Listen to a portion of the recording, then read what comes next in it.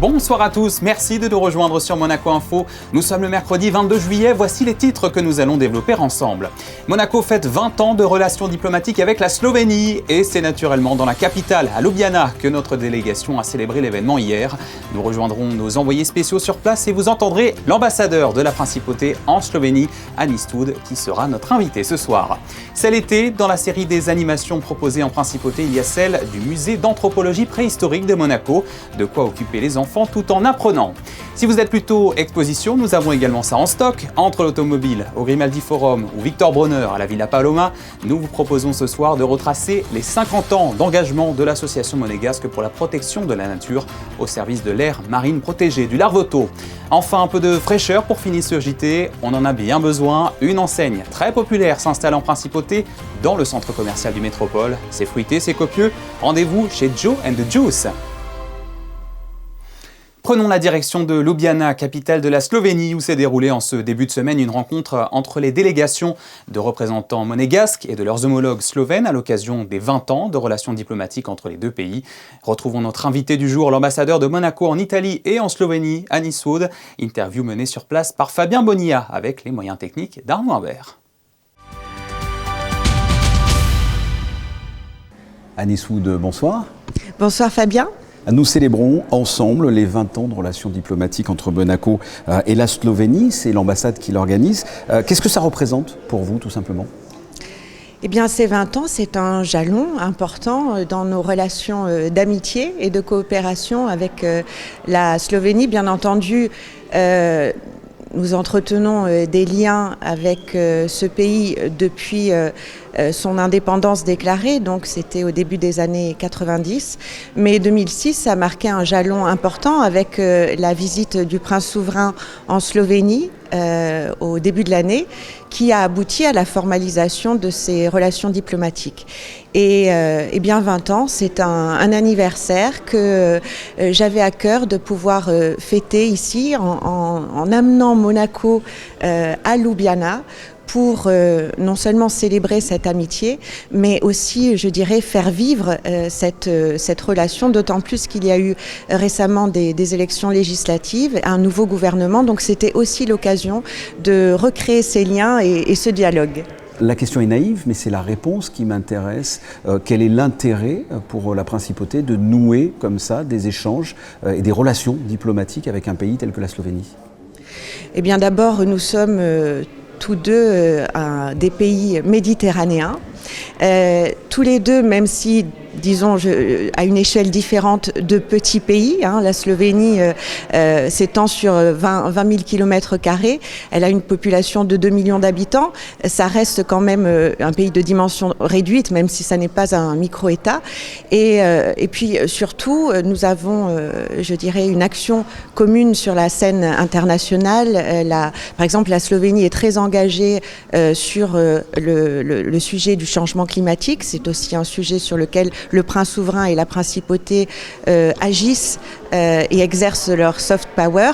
Donc nous parlons souvent d'une même voix dans le concert des nations. Et puis nous avons finalement pas mal de similitudes. La Slovénie, c'est un pays qui mise beaucoup sur la stabilité, sur la sécurité, sur la qualité de vie.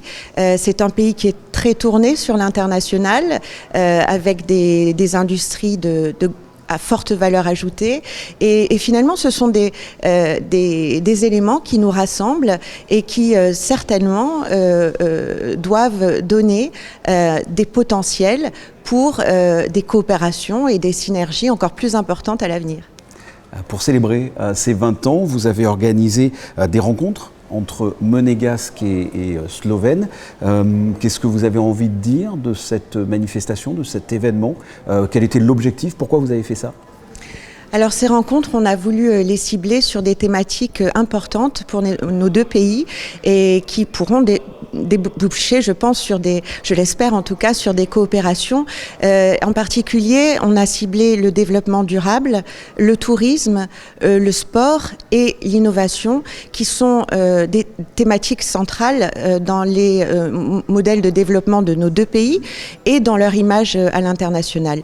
L'idée, c'était de faire venir Monaco, donc le gouvernement représenté par Céline Caron-Dajoni, notre ministre de l'Équipement, de l'Environnement et de l'Urbanisme, mais aussi toutes les institutions qui participent à l'attractivité monégasque et de les faire dialoguer sur ces thématiques qui sont aussi d'intérêt partagé pour la Slovénie, pour justement s'inspirer à la fois de nos expériences, de nos bonnes pratiques et développer de futures coopérations. Je vous propose justement de regarder un reportage, un déroulé de cette journée. Merci infiniment d'avoir répondu à mes questions, Annie Soud. Merci Fabien Bonilla et merci de votre présence à Ljubljana avec nous. Avec plaisir. Ljubljana, la capitale verte et à taille humaine de la Slovénie. C'est ici que s'est déroulée la célébration des 20 ans de relations diplomatiques entre la Principauté de Monaco et la République slovène. Tout a débuté dans la matinée par les hymnes nationaux, chantés par la jeunesse des deux pays, en l'occurrence pour la Principauté, par les petits chanteurs de Monaco en tournée européenne actuellement. Environ 200 personnes étaient présentes pour l'événement, dont le ministre des Affaires étrangères, la ministre de l'Environnement et de l'Aménagement du territoire côté slovène, et la ministre de l'Équipement, de l'Environnement et de l'Urbanisme représentant le gouvernement de Monaco, Céline Caron-Dajoni et Polona Rifei, se sont d'ailleurs longuement entretenus lors d'un échange bilatéral. Talking about the issues and the problems that we are facing in both countries, we acknowledge that we have the same issues. Even though they are different countries, we have a lot of nature here in Slovenia. You are a bit smaller country than me, just a bit smaller, but still we have the same problems considering waste, considering environment, spatial planning in some ways. Au travers de ces échanges, on se rend compte que nous avons des problématiques identiques. L'incinération de nos déchets est un vrai sujet pour eux aussi en ce moment d'actualité auprès de la population et d'actualité politique et d'objectifs pour le futur et la résilience de leur territoire, puisqu'ils exportent tout et ils ont la volonté de vouloir exporter moins et de traiter sur place. Donc on a pu comparer les débats et se rendre compte que finalement on n'est pas si éloigné et toutes les difficultés au travers des différents ministères à organiser pour pouvoir porter des projets face des fois à des bureaucraties qui sont un peu plus lourdes. Donc c'est important de comprendre comment nos voisins fonctionnent et de partager nos expériences et de les inviter à venir voir ce que nous faisons et de regarder ce qu'ils font aussi pour revenir à Monaco en étant un peu moins concentré sur soi mais en apportant et en s'enrichissant des autres. Un événement diplomatique mais également économique.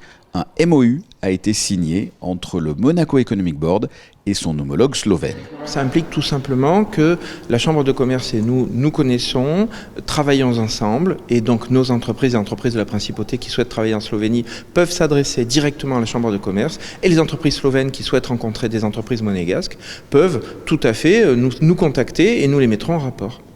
Une délégation économique était présente lors de ce déplacement avec des représentants institutionnels tels que la Direction du Tourisme et des Congrès, Monaco Invest, Monaco Tech, la Fondation Prince Albert II, la SMEG, le MEB, ainsi que 2 entrepreneurs monégasques dans le domaine des vélos électriques et des data centers green. Cette journée s'est achevée par différents panels, des discussions autour de plusieurs thématiques telles que l'innovation, le tourisme et le sport et enfin le développement durable et les transitions énergétiques. En résumé, des échanges d'expériences sur les bonnes pratiques des deux pays. Voilà pour ce large chapitre consacré aux 20 ans de relations diplomatiques entre Monaco et la Slovénie.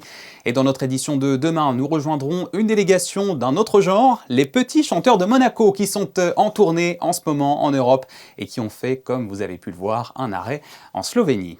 Dans le reste de l'actualité internationale liée à la Principauté, c'est la fin de l'Odyssée américaine pour le Twiga. Le fabuleux navire amiral du Yacht Club de Monaco va bientôt retrouver son port d'attache, le port Hercule. Mais avant ça, le voilier, propriété du prince Albert II depuis 1995, tout comme son petit frère le Viola, viennent de faire escale sur l'île de Nantucket, sur la côte est des États-Unis, pour célébrer la fin d'un périple historique. Sur ces images, Scott Kelly et son épouse Jill, 2 proches de la Principauté, ont offert une réception privée et à cette occasion, un événement salué par le prince souverain. C'est la première fois que ces deux voiliers plus que centenaires naviguaient dans les eaux américaines après avoir participé à la grande parade navale du 4 juillet à New York. Ils avaient ensuite mis le cap sur la Nouvelle-Angleterre, multipliant les régates pour faire la promotion du patrimoine maritime et de sa protection. Fin de l'aventure dans les Alpes autrichiennes pour Valentin Vachereau. Le Monégasque jouait aujourd'hui en simple les huitièmes de finale du Generali Open de Kitzbühel. Match qu'il a perdu en 2-7, 6-3, 6-4 face au Français Quentin Alice. Mais rien n'est jamais perdu, la saison est encore longue. Toujours en sport, la Vuelta c'est pour bientôt. Dans un mois, le grand départ de la 81e édition du Tour d'Espagne sera donné à Monaco avec un contre-la-montre individuel de 9 km dans les rues de la Principauté. Alors avant d'accueillir les meilleurs coureurs cyclistes du monde, Monaco prend peu à peu les couleurs de l'événement avec entre autres de magnifiques décorations fleuries. Voyez ces images d'Alexandra Paolini commentées par Frédéric Elion. Quand Monaco accueille de grands événements, la direction de l'aménagement urbain réalise toujours des décorations florales au sein de la Principauté. À un mois tout pile du grand départ du Tour d'Espagne, les équipes de l'ADO sont sur le pont pour habiller Monaco aux couleurs de la Vuelta. Cette année, avec le thème de la Vuelta, voilà, on a voulu faire un vélo ici. Et on a fait aussi un maillot qui se trouve devant le rond-point devant Carrefour. Et au Larvoto, on va mettre aussi des silhouettes de vélo peintes aux couleurs des maillots de la Vuelta. Au niveau du rond-point reliant l'avenue des Guelfes à celle des Ligures, un parterre de fleurs de 4,50 m de haut sur 6 mètres de large vient tout juste d'être installé. 4 jardiniers de l'ADO ont été mobilisés avec une plantation débutée lundi matin. Ce parterre est composé de 700 bégonias à feuilles bronze, fleurs rouges, parce que c'est la couleur du maillot de la Vuelta. Le personnel a découpé la forme du vélo sur une bâche pour ensuite la mettre sur le massif. Et maintenant, ils sont en train de planter donc, tous ces bégonias. Et puis pour faire un fond blanc, ils mettent du gravier. D'ici le départ de la Vuelta, le 22 août, l'entretien sera relativement facile. Il faudra surveiller l'arrosage bien sûr et défleurir. Ce parterre de fleurs restera jusqu'au mois de novembre avant l'installation d'un nouveau massif pour le cirque. Nous vous parlons régulièrement dans nos éditions de toutes les animations proposées cet été en Principauté. Aujourd'hui, je vous donne rendez-vous au Musée d'anthropologie préhistorique de Monaco qui organise des ateliers dédiés aux enfants jusqu'à vendredi. Une plongée au cœur de la préhistoire qui permet de découvrir un peu plus et même d'expérimenter des savoir-faire ancestraux. Activité gratuite que nous présentent Yannick Debever et Alexandra Paolini. Du 22 au 25 juillet au musée d'anthropologie préhistorique de Monaco, c'est un petit peu un retour aux sources. Je racle la peau avec un silex qui est accroché à un bâton et il faut très fort appuyer pour racler la peau. Le musée propose sur 3 jours des animations complètement gratuites pour toute la famille. L'idée, c'est de faire découvrir les savoir-faire ancestraux à travers des explications et des exercices manuels. Ce que j'aime bien faire dans les animations aussi, c'est déconstruire l'image du préhistorique rustre et tout ça et montrer qu'en fait, avec des moyens qui peuvent nous paraître rudimentaires, on peut faire des choses très fines, très abouties. Et c'était le cas des préhistoriques. Qu'est-ce qui est passionnant ? Peut-être essayer de comprendre un peu ce qu'on vit aujourd'hui grâce au passé et de vraiment comprendre comment on transforme la matière aussi, ce qui fait partie intégralement de ce qu'on fait depuis très très longtemps en tant qu'espèce humaine, quoi. Les démonstrations se déroulent sur 3 jours, ce qui signifie que chaque participant peut revenir chaque jour pour suivre l'évolution de toutes les créations. Une mise en place vivante qui fait revivre une époque très très lointaine. Ces ateliers sont en lien direct avec nos collections, nos expositions temporaires. Donc c'est des matériaux naturels qui étaient utilisés à l'époque déjà de la préhistoire. Donc nous, on a des objets qui proviennent de l'époque préhistorique. Mais si on fait aujourd'hui de l'expérimentation, on va utiliser les mêmes outils que les hommes préhistoriques utilisaient à l'époque pour faire un peu la même chose et pour comprendre comment ils faisaient, comment ils fabriquaient leurs objets. Si vous êtes intéressé par un retour à l'âge de pierre, vous pouvez réserver vos places pour ces ateliers directement sur le site du musée d'anthropologie préhistorique de Monaco. Autre idée d'activité, mais pour les plus grands. Après avoir célébré ses 50 ans l'an dernier, l'association monégasque pour la protection de la nature poursuit son travail de sensibilisation. Cette année, une nouvelle exposition s'installe à l'hôtel Méridien, à l'occasion d'un autre anniversaire, cette fois les 50 ans de l'aire marine protégée du Larvoto. Visite guidée avec Gaëtan Lebrun et Alexandra Paolini. À travers une exposition pédagogique, l'AMPN invite les visiteurs à découvrir un patrimoine marin parfois invisible depuis la surface. Herbiers de Posidonie, biodiversité et suivi scientifique, autant d'éléments qui témoignent de la richesse mais aussi de la fragilité de cet écosystème. Premier objectif, c'est de montrer l'importance de préserver l'environnement et particulièrement le milieu marin. Objectif qui est aussi cher à toute la population monégasque et en priorité au prince souverain.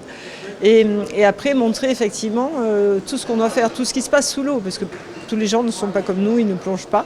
Au moins savoir ce qui se passe sous l'eau, quelle est l'évolution du milieu marin, ce qu'on peut y faire pour préserver, notamment quand on suit l'herbier de Posidonie, etc., pourquoi on le suit. Ça leur permet, elle est très didactique l'exposition, donc ça leur permet effectivement de mieux connaître tout ce qui est mis en place pour préserver les AMP. Cette année, ce sont les 50 ans de l'aire marine protégée du Larvoto et le Méridien est au cœur de l'AMP. Donc ça permet encore de sensibiliser la clientèle qui est internationale et qui découvre véritablement le joyau que représente l'AMP. L'occasion de faire connaître les actions de l'AMPN et de rappeler que la protection du milieu marin est l'affaire de tous. Allez, on termine sur une note gourmande avec cette nouvelle adresse très populaire qui s'installe en principauté. Joe and the Juice, l'enseigne danoise fondée en 2002. C'est au niveau 2 du Métropole Shopping Monte-Carlo qu'elle vient de prendre ses quartiers. Réputé, comme son nom l'indique, pour ses jus, le Snack Restaurant a ouvert officiellement ses portes il y a 2 semaines. Alexandre Olivier et Alexandra Paolini sont allés le découvrir. C'est l'effervescence plus que devant n'importe quelle autre boutique du shopping métropole. Devant la nouvelle enseigne Joe and the Juice, des habitués comme des nouveaux clients s'empressent de venir déguster les produits phares du restaurant. I got some water and a brownie and also a power shake for him. Yeah, I got a power shake and a brownie also. The matcha is very good and like the drinks, I really like them and the vibes are really nice. La cuisine participe grandement à l'ambiance dynamique du restaurant. Jus, café, sandwich, tout est réalisé en direct devant les clients.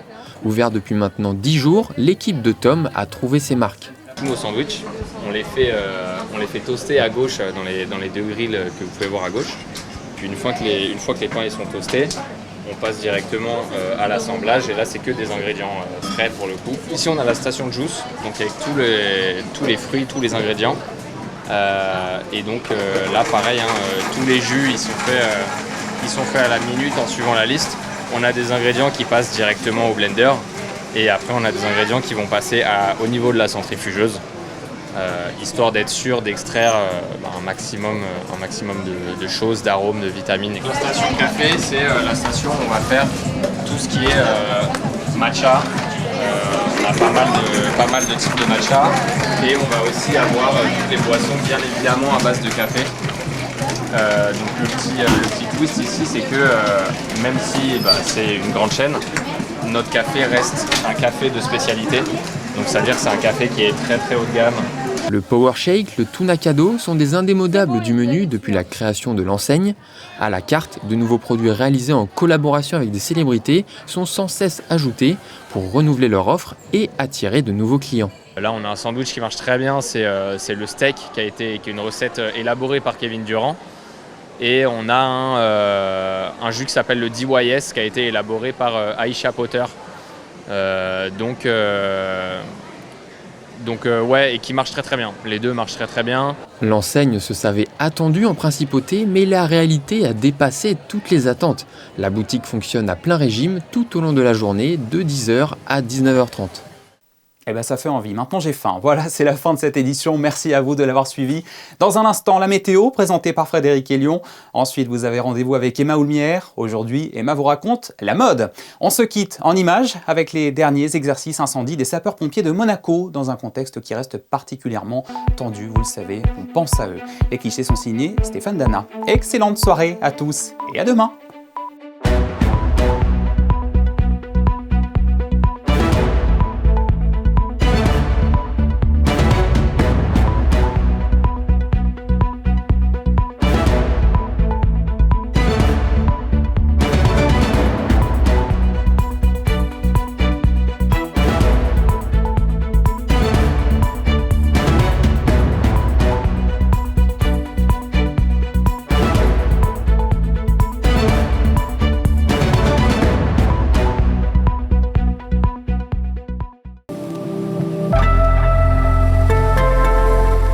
Bonsoir à toutes et à tous. Jeudi, la journée sera encore bien ensoleillée malgré la présence de quelques nuages. Par moment, il fera très chaud avec 24 degrés le matin, 30 l'après-midi et une température ressentie de 39. Si vous êtes en vacances, l'eau sera à 27 degrés. Jeudi 23 juillet, n'oubliez pas de souhaiter une bonne fête à toutes les Brigitte. Nous célébrerons également la journée mondiale des dauphins, instaurée depuis 1986. Une excellente soirée sur Monaco Info.